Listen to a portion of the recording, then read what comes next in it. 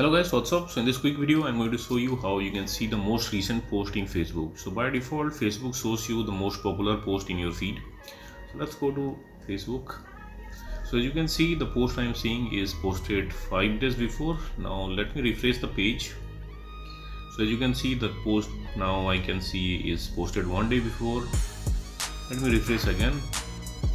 Again I can see a post, but that was also posted 3 days ago. So to see the recent post in Facebook, what you have to do, you have to tap on this 3 horizontal line, this burger button. Now scroll down and tap on see more.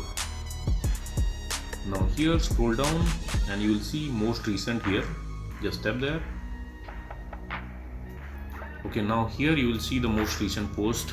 As you can see, the post I am seeing now is posted just now. Just now.